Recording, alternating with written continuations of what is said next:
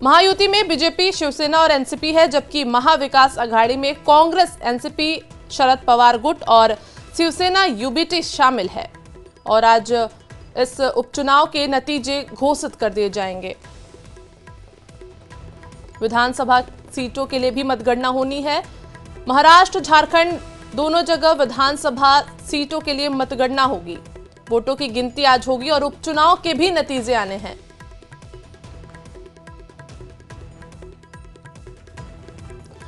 महाराष्ट्र में इस बार 66% वोटिंग हुई। इससे पहले 30 साल में सबसे ज्यादा है और 2019 में 61.1% वोट पड़े थे।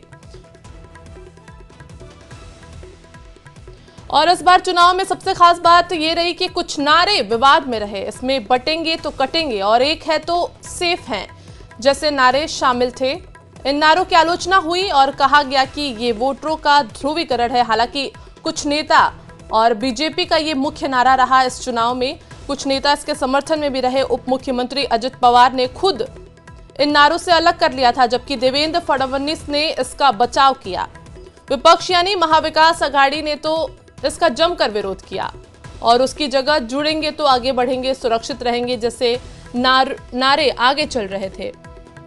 तो महाराष्ट्र के लिए आज का दिन बहुत बड़ा है, साथ ही झारखंड के लिए भी आज का दिन बहुत बड़ा है। महाराष्ट्र और झारखंड विधानसभा चुनाव के लिए वोटों की गिनती सुबह 8 बजे शुरू होने वाली है। चुनाव आयोग सुबह 8 बजे दोनों राज्यों का पहला रुझान जारी करेगा। चुनाव आयोग की तरफ से मतगणना की सभी तैयारियां पूरी कर ली गई हैं। महाराष्ट्र में चुनाव आयोग ने 288 काउंटिंग सेंटर बनाए हैं, जबकि झारखंड में 24 काउंटिंग सेंटर बनाए गए हैं। महाराष्ट्र विधानसभा की 228 सीटों के लिए एक ही चरण में मतदान हुआ, जबकि 81 सीटों वाले झारखंड में 2 चरणों में मतदान हुआ। महाराष्ट्र में मुकाबला महायुति और महाविकास अघाड़ी के बीच है। महायुति में बीजेपी, अजित पवार की एनसीपी और एकनाथ शिंदे की शिवसेना शामिल है, जबकि महाविकास अघाड़ी में शिवसेना, यूबीटी, एनसीपी, शरद पवार और कांग्रेस शामिल हैं। वहीं झारखंड में जेएमएम और बीजेपी के बीच सीधी टक्कर है।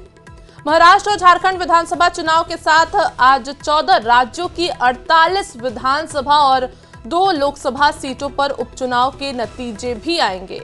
यूपी में विधानसभा की 9, राजस्थान विधानसभा की 7, पश्चिम बंगाल की 6 और पंजाब की 4 विधानसभा सीटों पर हुए उपचुनाव के नतीजे आज आ जाएंगे। इसके साथ ही वायनाड और नांदेड़ लोकसभा सीट पर हुए उपचुनाव के नतीजे भी आएंगे। तो आज ईवीएम में बंद राजनेताओं की किस्मत का फैसला हो जाएगा।